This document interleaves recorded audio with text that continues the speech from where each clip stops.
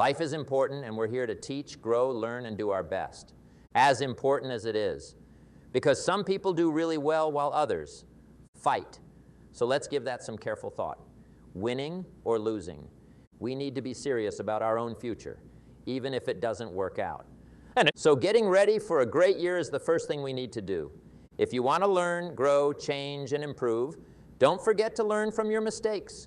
You need to keep learning if you want to fix problems or take advantage of chances. We can't just give you events. A plan and think that everything will go as planned. When things don't go as planned, we need to spend time learning and getting better. Don't give up. Instead, learn from your mistakes and try again. This is how life changes for thee. To get better, we need to educate ourselves. Don't be lazy when it comes to learning, and that's why you've heard from people sharing their stories and thoughts. Learning is the key to wealth and change. So let's learn, make our dreams come true, and get better. Together, a few simple practices practiced every day, and you've started a whole new process, a whole new life. And if you keep up that process, not only with your health habits, but with your money habits, your relationship habits, your sales habits, management habits, and every other habit that you've got, if you'll start that process, eliminate the mistakes, and replace it with disciplines. Practiced. I'm telling you, you can start this process of life change immediately. After today, you don't ever have to be the same again, only by choice mistakes and judgment, a few simple skills, wealth beyond an imagination. Let the miracle of everything that's available work for you, and start working on the inside, work on your principles, work on your attitude. Work on your personality, work on your language, work on the gift of conversation, work on all of your skills. And if you'll start making those personal changes, I'm telling you, everything will change for you. Work on yourself, then you bring more value to the partnership, to the marriage, to the franchise, to the firm, to the enterprise, to the community, to the nation, self-development, personal growth. The best contribution you can make to someone else is self-development, not hasty if it isn't needed. But don't lose much time. Here's the time to act. When the thought is hot and the emotion is strong, that's the time to act. Don't use the reasons they use. It's called the language of the poor. Switch gears, switch language, switch ideas, switch plan. Start with the easiest of disciplines and don't demean any of these disciplines. The smallest of disciplines starts the process of life. Change. And if you'll put in this thing called discipline, you can have whatever you wish. It's called the beginning of a miracle. If you will get better, everything will get better for you. What a clear message that was for me. He said, if you'll change your attitude, if you'll change your habits, if you'll refine your thought, if you'll change and accept some new disciplines, if you'll turn the corner where you've been in the past, go for a new life for the future, he said all kinds of amazing things will happen for you. If you will change, here's what we must learn to do. I didn't go to work to try to change things. I went to work to try to change myself. And I picked up that promise. My teacher shared with me that if I would change, my income would change. If I would change, my bank account would change. If I would change, my future would change. And sure enough, his word came true for me. You know, the companies were about the same. What they paid was the same.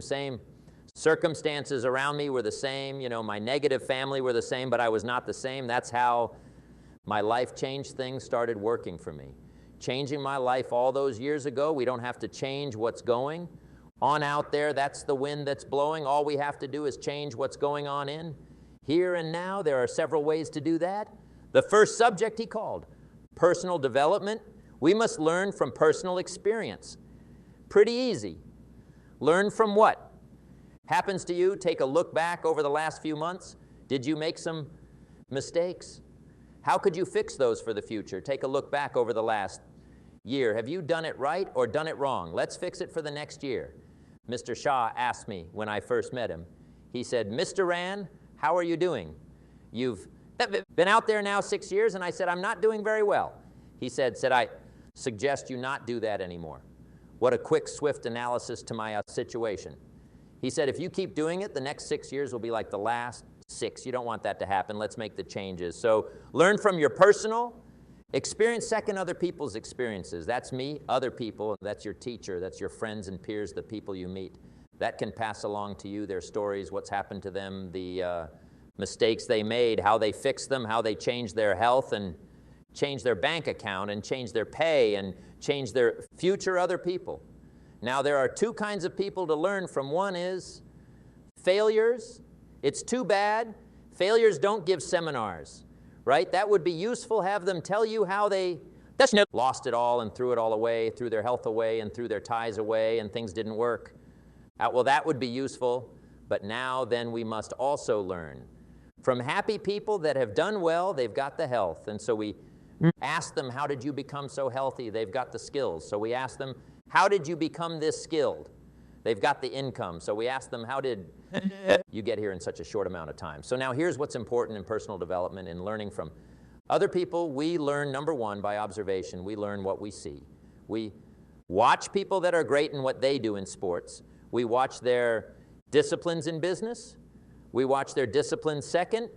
We learn by what we hear, learn by listening, and then listen to the sermon on Sunday morning, listen to the classes, listen to the teacher, listen to someone who's got something good to say. And then number three is vitally important on personal growth, and that is read all the books you can possibly read in your lifetime. Mr. Shah got me started on my library. I've got one of the better libraries. And then I started keeping a journal. One of the major things my teacher told me was to keep a journal. He said, don't trust your memory. If you hear something good, just make a little note and write it down. So I would suggest you do the same.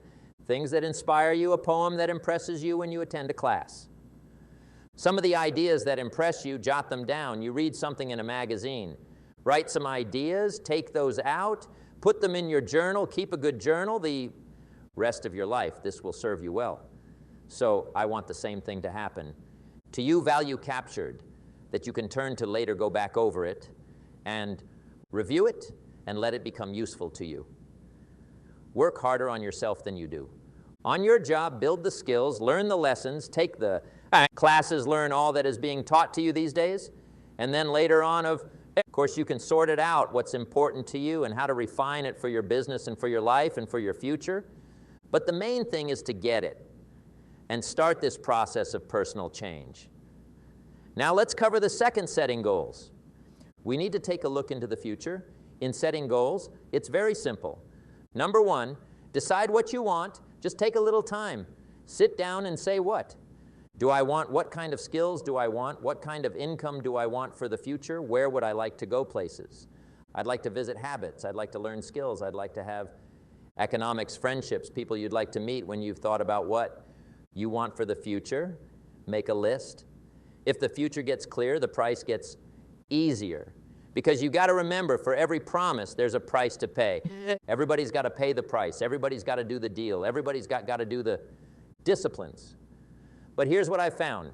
If the promise is clear and powerful, the price is easy to pay. The first part of the key is to create the promise. Then what is the price to pay? I'm telling you, the price will be easy if you'll make the promise of the future clear for yourself, all of the values of life that you could possibly want, and be serious about it. I promise you, it's an easy price to pay. Anybody can pay it. And the best advice I can give you is, if I can do it, you can do it. Start setting your goals and see if you can't get a better excitement going for the things you want to accomplish for the future. One of the major reasons for setting goals is for what they make of you in achieving them, my teacher suggested. Me, when I first got started at age 25, he said, Jim, why don't you set a goal to become a millionaire? I'm here to help you. And he said, here's why, for what it will make of you to achieve it. Set the kind of goals that will make something of you to achieve it. So part of the key here is to set the kind of goals that will make something of you. Don't set them too low so that you don't have to grow and you don't have to read and you don't have to try and you don't have to stretch. Don't set them too low, and then don't sell out. Don't go for something that's going to cost you your virtue or cost you your values or sell out your beliefs. There's a good middle road here to follow goals that will inspire, goals that will help you grow, change, improve, and become better than you. So if you want something to pull you through all kinds of hurdles, all kinds of difficulties and things that I got come at you. You've got to have something out there.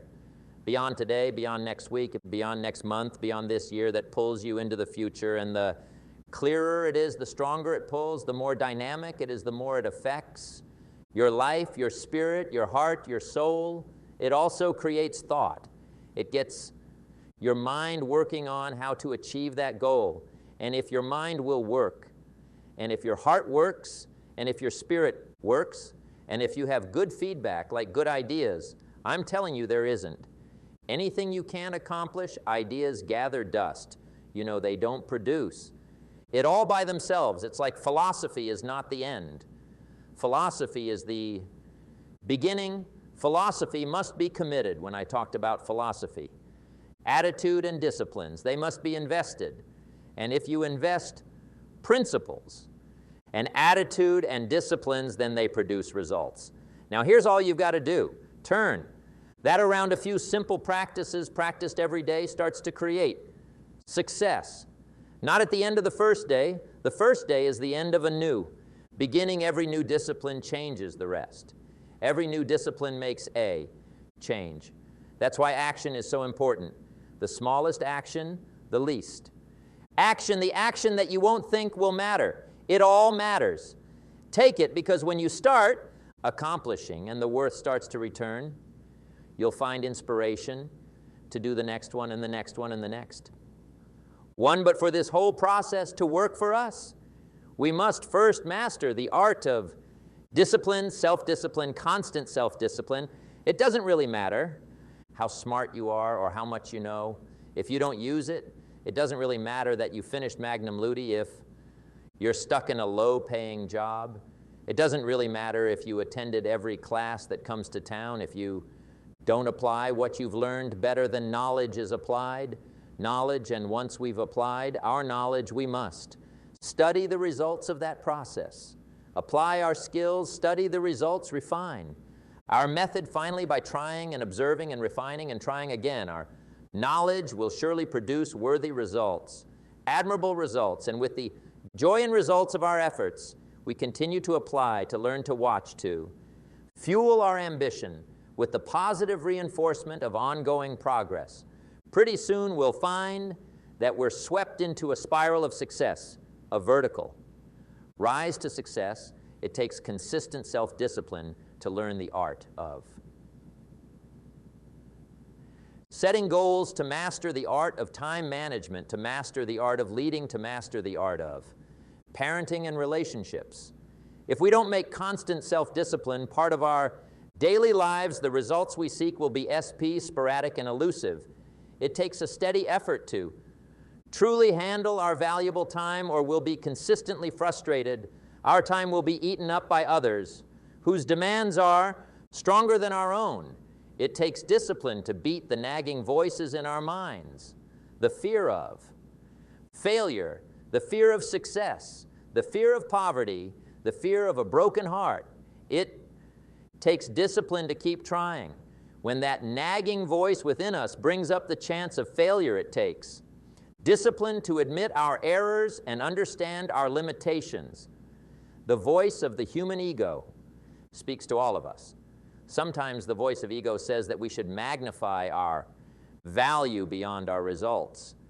It leads us to inflate, to not be totally honest. It takes practice to be totally honest, both with ourselves and with others. It takes discipline to change a habit, because habits are made a little bit each day, every day, once. Habits are formed. They act like a giant wire, like a nearly unbreakable instinct that only long-term disciplined action can change. You just have to go home and make a list after today. Here's the question to ask as you make this personal list. What am I not doing that would be easy to do, that could greatly change my health, my wealth? What am I ignoring that would be easy to do? Just go home and answer that question. Yep. Personally, you don't have to put the answers on a public message board. This is just all personal stuff, but here's how you get a miracle going for your life. Number one, do what you can get, a list of the stuff you could do and you haven't done, postponed, and start cleaning that up. You can't start at a better place for personal change that'll affect your bank account, affect your future, affect your income, affect Everything. You can't start a better life change process than cleaning up what you should be. Doing the man says, well, my mother lives down in Florida, should have written her 6 months ago. I just can't seem to get that letter written, I'm asking you to. Get that letter written, clean that up, and don't walk like other people walk. Don't postpone like other people postpone. You say, well, is it as easy as writing a letter? And the answer is yes. Where else would you start for life?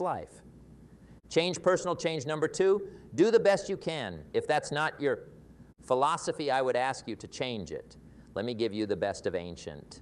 Script, here's what it says: whatever your hands find to do, do it with all your might, do it with all your strength, and do it with all your power. What a good philosophy. That kind of philosophy can change your life if you haven't picked it up lately. The guy slips in, comes late, doesn't seem to mind. Slips out early, first one in the parking lot, headed for happy hour, stretches his. Break comes early for lunch. Late back from lunch, company doesn't seem to. Notice guy says, best as I can figure, I'm putting in about a half a day's work, and I'm getting a full day's pay. Little does he know the seeds of his own disaster are already being sown by the weakness of his own personal philosophy. It's not the economy that's going to decide your next 6 years. It's your philosophy about labor, about activity, about miracle and soil and seed.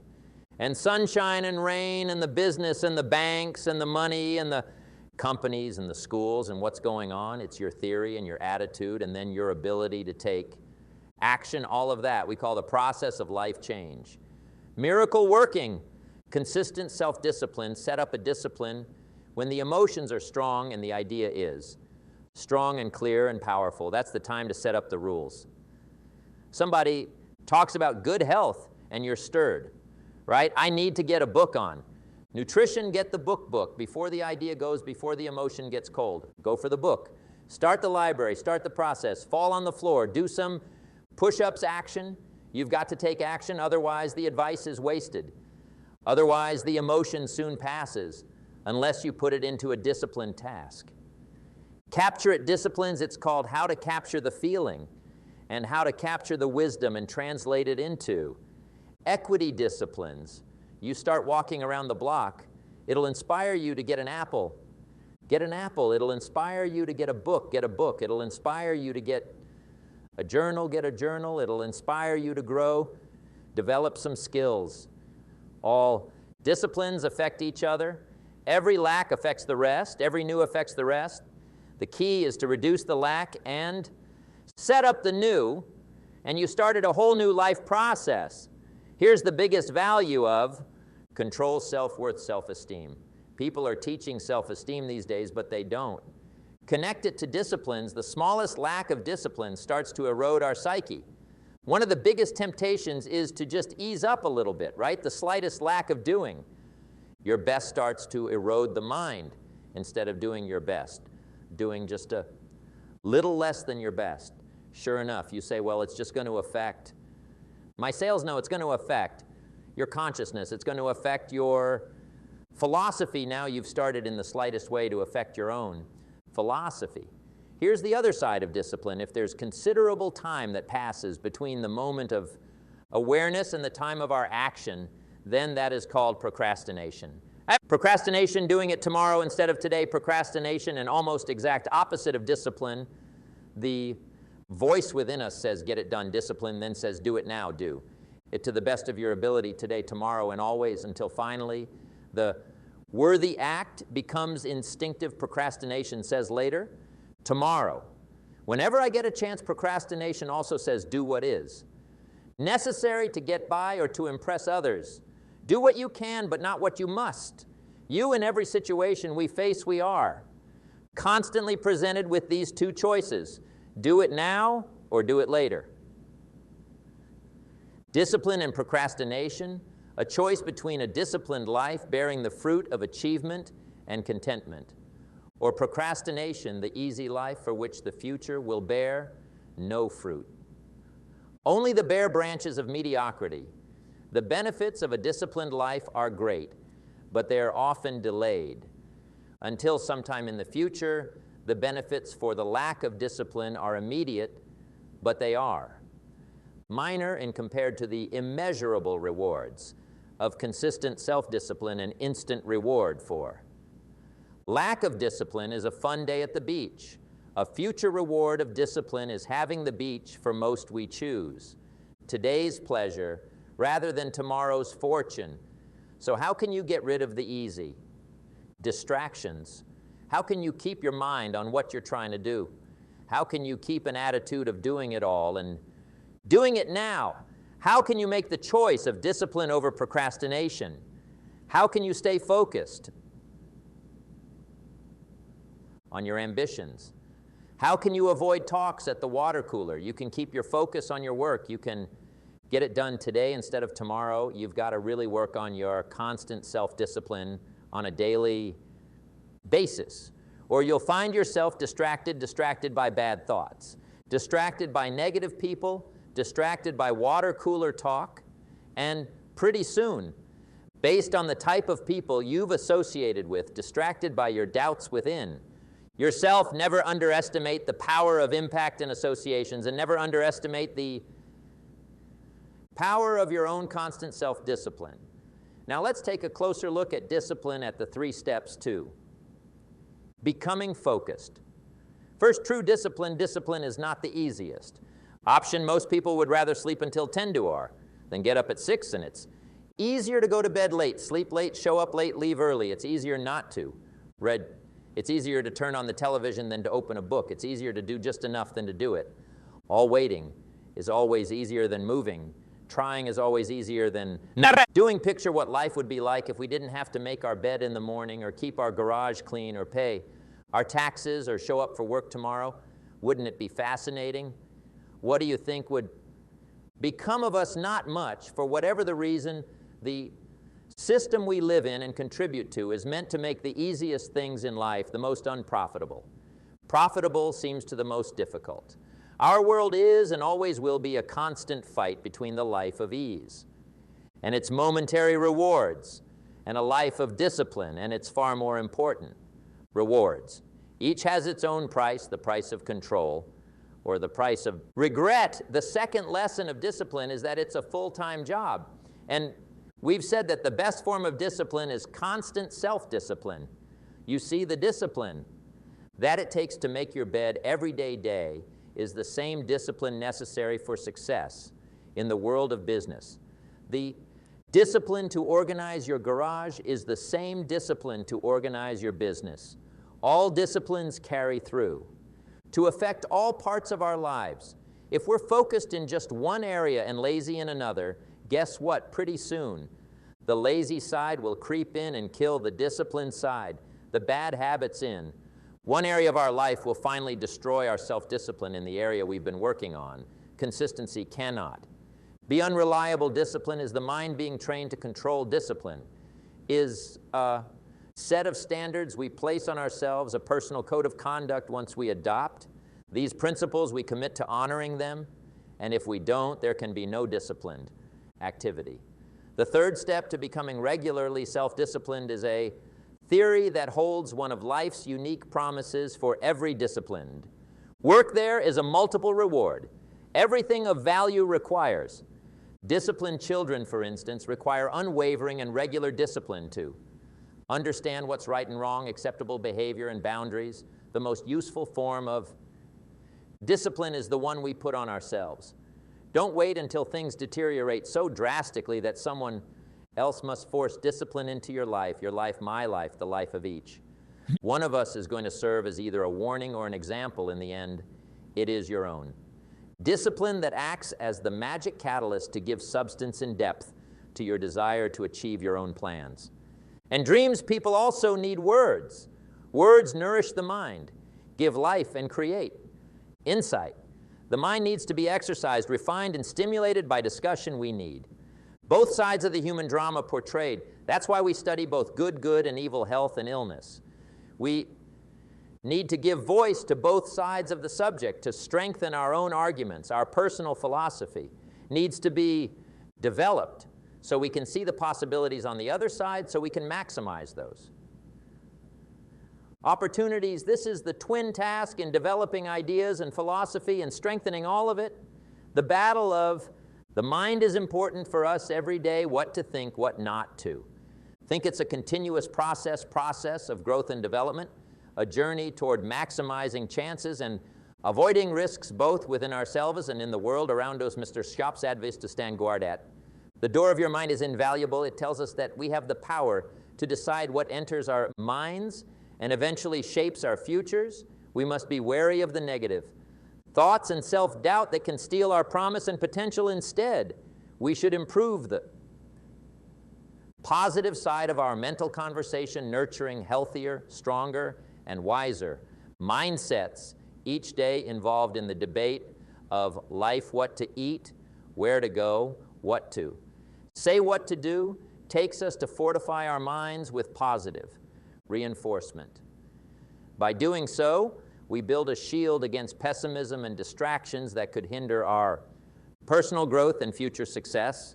Building a bust, mental library, is important. It consists of visual tools such as videos and auditory. Tools like podcasts or audiobooks, however, it's crucial not to consume only. Mental candy, superficial or entertaining material, instead we should seek out. Diverse perspectives, debate ideas, and form our own conclusions. It's also important to give ourselves the chance to change and improve our philosophies as we grow. Our library should reflect our dedication to personal development, showing that we're ready to learn, debate, and evolve to achieve our goals. In the end, it's the daily disciplines, the small consistent acts that make the most important difference in our lives. By committing to these disciplines, we can chart a course toward our desired future, avoiding disappointment and ensuring that we arrive where we truly want to be. Now is the time to fix the next 10 years sometimes we need to face. Front truth and truth heading. When I met Mr. Schaap, I was 25 and he was 44. Bringing a wealth of knowledge and asking me tough questions, he posed the pivotal question, are you reading the books that will take you where you want to go in the next 5 years? It's a clever statement. You're either involved in the disciplines or you're not. We must avoid disillusionment. Hoping without moving, wishing without doing. The key is to assess where we are and what changes we can make to ensure we're taking daily steps toward our ideal, treasures, mental, personal. Spiritual and financial coaching can be useful. Taking time out to listen to someone's experiences and ideas can lead to moments of correction that prompt good changes in our lives over the next 1, 3, or 5 years. We all need energy, but it often stems from self. Motivation waiting for someone else to turn us on isn't a plan we must draw. Emotional vitality from life's hurdles and opportunities. Let others lead small lives, cry over minor hurts, and fight over non-essentials, but not us. We should deal in things that matter and ensure our actions stem from our own conclusions, not blind followership. Moreover, being happy with what we have while seeking what we want is a great challenge. Developing our lifestyle style involves appreciating the finer things in life, studying the arts, and aiming for the best within the time we have available. It's not about the amount, but the imagination, deciding to be somebody wise, strong, and kind. Mr. Shaw taught the value of lifestyle even in small actions like tipping the shoe shine boy, becoming a 2/4 person, and finding joy in the bigger person we are. Becoming represents living life in style in life. The pull is often in the opposite way, but by making small changes, setting higher standards, and choosing to live with style, we can navigate through and emerge successful in the journey. Ahead, success is learning to move in the opposite way of the normal negative pull. It's about overcoming the downward trend that life often gives us with life, like a seed springs forth. By moving against gravity, it pushes its way up against the pull of the earth. Similarly, success involves moving against the natural pull towards negativity and mediocrity. Consider the meaning of the word tip, which originally stood for to ensure promptness. If we're to ensure good service, we should give the tip ahead. Ensuring a positive experience, life and style is also about balance, nurturing relationships, fostering friendships, and sharing family. These ideals add depth and richness to our lives far beyond material wealth. Success is not about the amount, but the attitude, an attitude of continuous improvement and appreciation for life's blessings. It starts with changing our attitude, our mindset, and our habits. The key is not failing to do the easy things that lead to success. Neglect leads to a downward spiral that affects every part of our lives. Discipline is important. It affects every area of our lives and every action. Matters, the smallest action taken regularly can lead to profound. Changes the greatest value of discipline lies in its power to enhance our self-worth and self-esteem. By doing our best regularly, we strengthen our character, and influence eventually creating our best selves is a journey of self-discovery, personal growth, and transformation. It starts with a choice to take control of our lives and continues with goal setting, cultivating a positive attitude and practicing self-care. Every setback is a chance to learn, and every victory, no matter how small, is worth celebrating. So embrace the journey, value the blessings, and never stop growing into the best version of yourself.